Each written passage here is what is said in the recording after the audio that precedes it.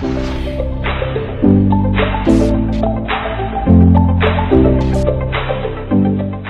guys, welcome to another day with Zimaleta. In today's video I would like to explain to you my latest problem with my T1N Sprinter, and there's always new problems coming in and it's a matter of just fixing them one by one, and I think before you know it they're gonna be all fixed, and then you could drive for a while without it having to bother you. One of the things that I've noticed after switching to this lower mileage Sprinter, this one had only 421,000 when I started driving it, versus the Sprinter that I have with 1,187,000.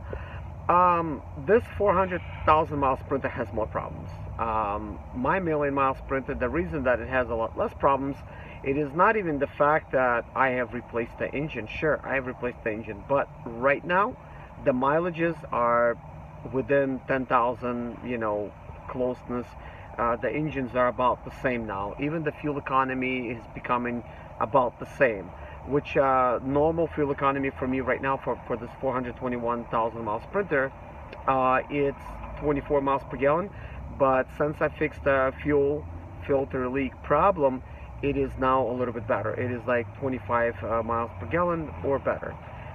Typically I drive, and I'm serious guys, 3/4 of a tank full, and I drive basically 600 miles, and the light still does not even come on. And then when I fuel up about 24 gallons, so it's pretty good, I'd say. I'm pretty happy. Even if it's 24 miles per gallon, I'm pretty happy with it. But anyways, let me share to you guys what's going on. Well, just yesterday I started getting my windshield problem. It was crazy. You guys seen that video? If you haven't seen it yet, go check it out. But basically my window, it's all cracked now due to the fact that it wasn't glued perfectly to begin with. And while driving, I noticed my vehicle is a lot noisier than my other one. It is always this whistling sounds. So initially I was kind of thinking maybe it's something to do with my dashboard. Maybe there's something, some kind of sound is coming in from my, you know, like me having my air on and stuff. And typically my air was on because, you know, like hot air and stuff, because it's cold and stuff. So, you know, when I got the chance to drive in like the warmer states, I have noticed that, well, my air's off and it's still whistling. Like, what's going on? It's whistling. And then I got one crack on the left side, and I'm thinking, oh, that's not good. Did I get a rock or something? Man, I'm thinking maybe a little rock or something hit it, and then it started cracking down the middle for no reason, and then more cracks, and then it started cracking really crazy on the right passenger side, just like really crazy. And turns out my window started flapping up and down basically while driving. So when I hit any little bump, it does not matter, it just basically goes up and down. And even while driving at highway speeds, it lifts the window slightly, and air is getting in, including rain is getting in, all kinds of stuff. But you guys seen in the video that I basically glued it together. I'm not sure how long it's gonna hold. This is a temporary fix, but expensive solution, I think. $8 for one of those glue things, and I had like 2 of them. So I could have completely avoided it if I had the window job done the proper way the first time. But it's okay that it is not the only problem, I guess. I just need to make it home and have this window taken care of, which is coming. So I noticed another thing, guys. There was traffic and stuff, and I've used my hazards, and they were working, but that was the last time they were working. So my hazards, they don't work anymore. It could be a fuse, or it could be the electronical portion. So that is that. Then I was using my windshield wipers a lot. Normally I flip it down just so it stays down for a while, and then it does like one swing. Well, it was working, and you know, like yesterday, and that was the last time it was working. So now it just works on every other speed except the lowest setting. So again, you know, I guess that's just the electronic portion maybe going out. And then I got another problem going out. My shocks need to be replaced. Every time I go over like bumps and stuff, it is just like boom, boom, boom. Like, it's just really, really bad, guys. It's just terrible. It just really rattles my Sprinter. Let me show you to you guys what it looks like. Guys, look how low my Sprinter's sitting. This is not normal. If you think this is normal, if your Sprinter's sitting this high, it is not normal, guys. My Sprinter, the one has 700 some thousand, I mean 1,187,000 miles. It is a little bit higher than this. Surprisingly, I never replaced the front shocks. But these are aftermarket type of shocks, guys, and they obviously don't last because they're filled with oil, but the factory stuff is filled with gas.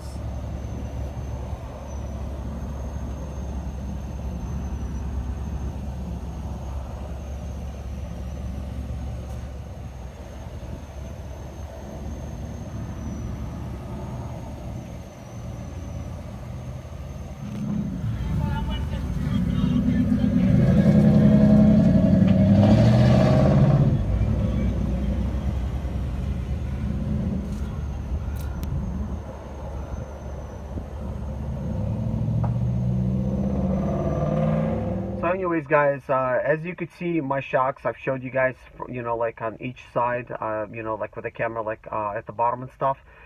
You could clearly see, yeah, they're leaking. Basically, those areas are wet. I did check with the parts store, and basically, it's going to be $354 for, you know, like a set of them. So like for a couple of them, they claim that it has lifetime warranty. So supposedly when they go bad again, they're gonna give you like a new set.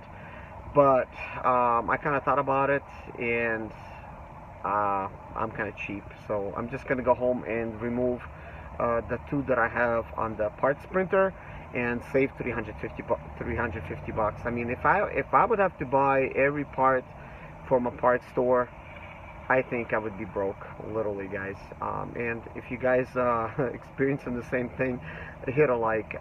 Like what I'm talking about is, if you're always spending money like at parts store or like at the dealer and stuff to get like parts for these things, if you're running like low on money, just, you know, hit a like, because or at least, you know, like you're spending extra money that you could have spent on something else better. Because guys, this is no small pocket change, spending $350 for a couple shocks. Sure, I could be like a little bit cheap, but you can order them online. So let's just not discount that fact. You can order them online, but I'm talking about, I am in Laredo right now. My only two options is buy them at the parts store, which they're not in stock. If I would order them today, they could be tomorrow and by noon. But to me, it's always like this too.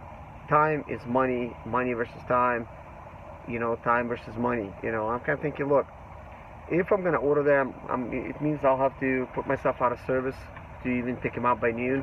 Or I could chance it and just kind of like, okay, just kind of like leave it alone and get a load somewhere and just forget about it. Because why would I want to lose a load over ordering a couple shocks? So I kind of figured, look, I'm not going to order them because chances are if I get a load, I'm going to go ahead and get out of here. Sure, it's Laredo and I could get stuck here for a couple days, and I could have had it placed on order. But since it's a special order, it's not like you can cancel it. It means you have to pay for it right away, which, you know, if it comes in, well, you're stuck with it. You'll have to pick it up next time. And if you don't live in Laredo, what's the chances of you being in Laredo next time? Of course, this is my second time being in Laredo out of the entire month of February, so it could easily take about a month to get here. But I think if I come home and remove the parts wounds, I think they should be good. If they're not going to be good, then I guess too bad for me. I may end up looking into getting not like other ones, because I mean I have 3 sprinters that's just sitting there that I could remove, and I have 2 running sprinters. But I like having a parts printer, guys, because every time there's something wrong, I just pull a part from there. Just like a week ago, when I was home, I pulled a fuel sensor, you know, out of the fuel filter from one of my parts printers, guys, and I was glad. I saved myself like 69, 70 bucks. By not buying one at the dealer and hassle of going to the dealer and trying to get it. So the way I see it, if you could repair your vehicle kind of fast without having the dealer to try to, like, you know, like order the stuff for you and then you're waiting, you know, this waiting game, I'm not losing time, guys. I'm just able to really work with my time. So if I don't have to wait for a dealer, that means I could take a load that day. I could make money that day. If I have to wait for somebody, then it means I can't make money that day, or I could lose a load, which could potentially cause me to lose a whole week, because this is Laredo. You don't want to chance it on like taking yourself like out of service, because if you don't, you're not gonna. If there would be like a load and you say no, or because you're waiting for some part, well, good luck. Maybe next day you're gonna get stuck there for like 3 days or something. It could happen.